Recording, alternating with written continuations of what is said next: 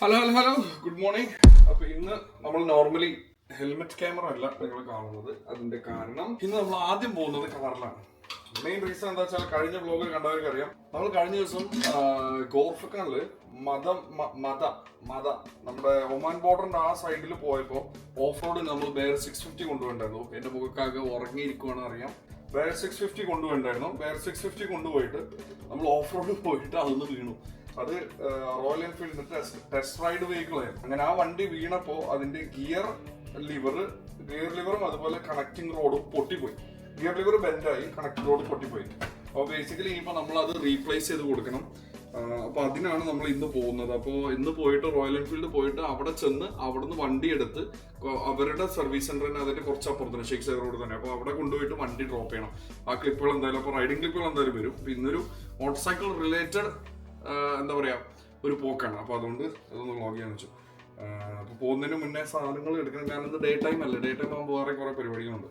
അപ്പോൾ ജിമ്മിൽ പോയിട്ടില്ല, രാവിലെ ജിമ്മിൽ പോയിട്ടില്ല. അപ്പോൾ അതിന് പകരം എന്തായാലും നമ്മൾ പ്രോട്ടീൻ പൗഡർ എല്ലാം എടുത്ത് ജസ്റ്റ് പൗഡർ മാത്രം നമ്മുടെ ബോട്ടിലാക്കിയിട്ട് പോകണം. എന്നിട്ട് വർക്കൗട്ട് കഴിഞ്ഞിട്ട് വെള്ളം നിറച്ച് മിക്സ് ചെയ്തിട്ട് നമുക്ക് കഴിക്കാം. അപ്പോൾ ആദ്യത്തെ പരിപാടി ഇതാണ്. അപ്പോൾ ഇതെടുക്കണം, ജിം ബാഗ് എടുക്കണം, ഹെൽമെറ്റ് വിത്ത് ക്യാമറ എടുത്ത് കയ്യിൽ വെക്കണം. പിന്നെ ബാക്കി ബാഗുകൾ എന്തെങ്കിലും ആവശ്യമുള്ളതെല്ലാം കൂടെ എടുത്തിട്ട് ബാഗിൽ അതും എടുക്കണം. സോ രാവിലെ തന്നെ ഫോൺ വരുന്നത് സമയമായിട്ടില്ല, 8 മണിയാവുന്നേ ഉള്ളൂ. അപ്പോഴേക്കും ഫോൺ വരാം. എനിവേസ് സോ അപ്പോൾ ഞാൻ സാധനങ്ങളെല്ലാം എടുത്തിട്ട് let's head to Royal Enfield പോയിട്ട് ബാക്കി നമുക്ക് അവിടെ നിന്ന് കാണാം. അതെ, അപ്പോൾ നമ്മളിവിടെ പകലാണ് റോയൽ എൻഫീൽഡ് ഷോറൂമിൽ വണ്ടി എടുത്ത് നമ്മൾ സർവീസ് സെൻറ്ററിൽ പോയിട്ട് നമുക്ക് വേങ്ങാം. ഇത് കണ്ടോ, ഇതാണ് ഗിയറിൻ്റെ അവസ്ഥ. Anyways it is what it is. നേരെ വണ്ടി കൊടുത്തിട്ട് ബാക്കി നോക്കാം. നേരെ ചെല്ലുന്നു, വണ്ടി അവിടെ ഡ്രോപ്പ് ചെയ്യുന്നു. ഇപ്പോൾ തന്നെ ഫിക്സ് ചെയ്ത് കിട്ടാൻ ചാൻസ് കുറവാണ് എനിക്ക് തോന്നുന്നത്. എന്തായാലും നോക്കാം. ഇപ്പോൾ തന്നെ കിട്ടുന്നുണ്ടെങ്കിൽ ഇപ്പോൾ തന്നെ അതങ്ങ് ഫിനിഷ് ചെയ്ത് തിരിച്ചു കൊണ്ടുവിടാം. പക്ഷേ എനിക്കൊരു 11 മണിക്കാണെങ്കിൽ ഒരു മീറ്റിംഗ് ഉണ്ട്. അപ്പോൾ അതെങ്ങനെ ഹാൻഡിൽ ചെയ്യാമെന്നുള്ളതാണ് നോക്കുന്നത്. അതിൻ്റെ ഉള്ളിൽ തീർക്കാൻ പറ്റിയാൽ നല്ലത്.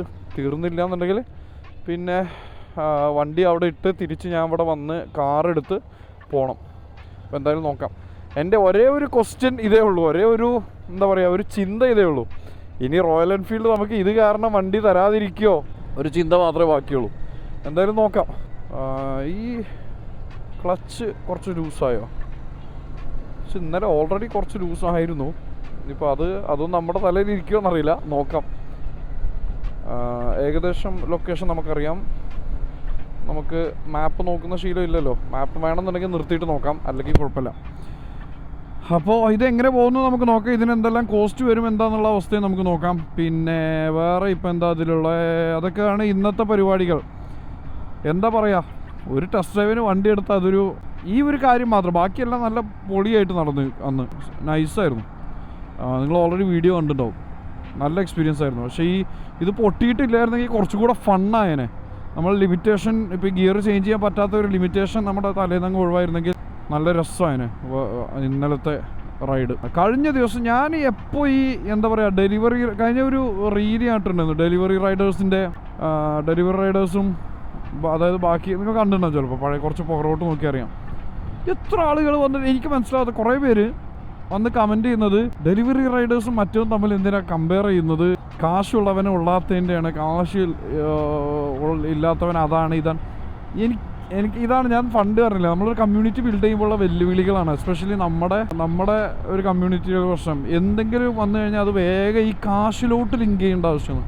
നമ്മളെല്ലാവരും റൈഡേഴ്സ് അല്ലേ, നമ്മളെല്ലാവരും ബൈക്ക് ഓടിക്കാൻ താല്പര്യമാണ്. അതിപ്പോൾ 100 cc ആണെങ്കിലും എത്രയാണെങ്കിലും. അപ്പോൾ ഞാൻ ആ വീഡിയോയിൽ പറഞ്ഞ കാര്യം എന്തായിരുന്നു എന്ന് വെച്ചാൽ, നമ്മൾ 1000 cc ഓടിക്കുന്നവരായാലും മറ്റേതാണെങ്കിലും നമ്മൾ ഓരോ കംപ്ലൈൻറ്റ് പറയുമല്ലോ. ഇപ്പോൾ ഞാൻ 1000 cc ഓടിക്കുമ്പോൾ ചില നേരത്ത് ഇത് ഒന്നും കൂടെ ഒന്ന് വലിച്ചെടുക്കാൻ പറ്റിയിരുന്നെങ്കിൽ ആ കംപ്ലൈൻറ്റ് പറയുന്നതിനെ കുറിച്ചാണ് പറഞ്ഞത്. അല്ലാതെ 1000 cc അതാണ് 150 cc ഇതാണെന്നല്ല. എൻ്റെ പോയിൻ്റ് ഇതായിരുന്നു, കംപ്ലൈൻറ്റ്സ് ആർ സബ്ജക്റ്റീവ്.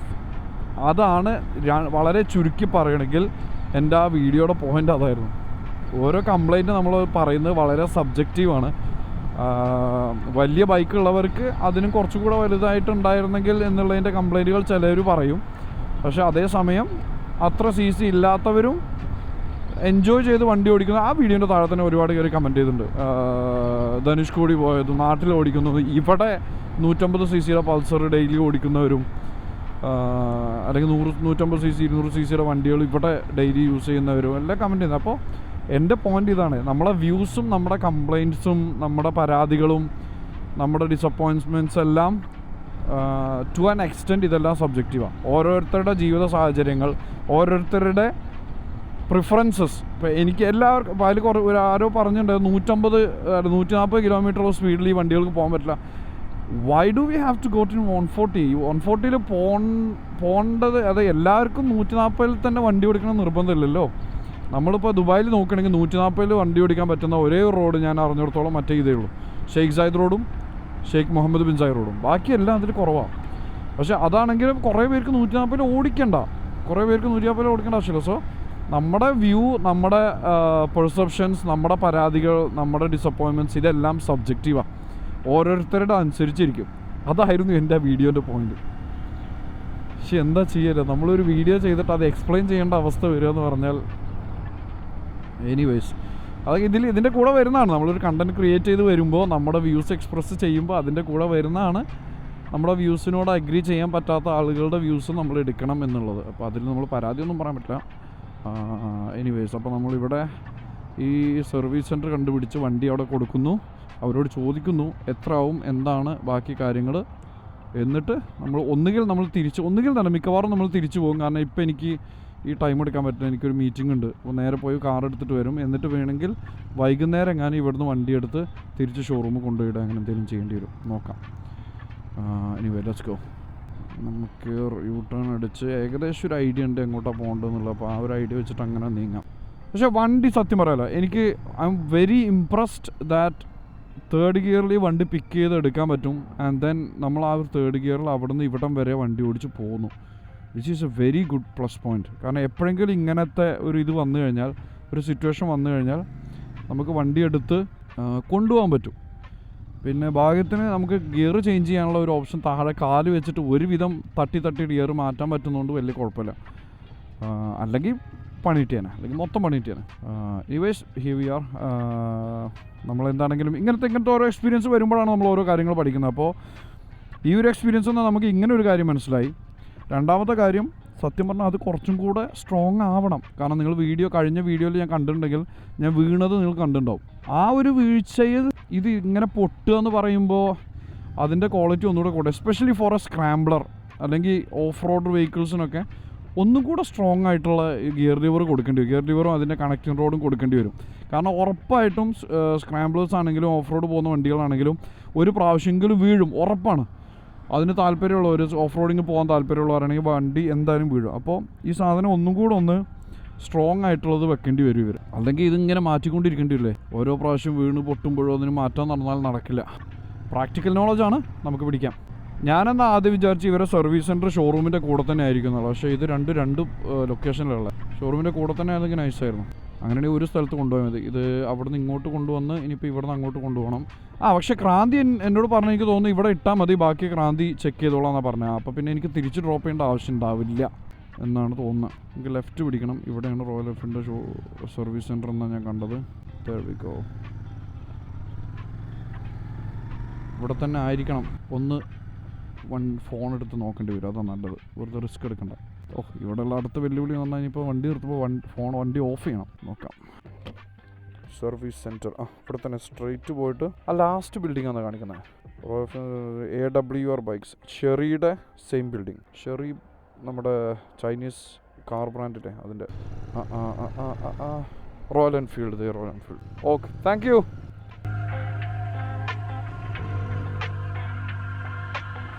ഹായ്.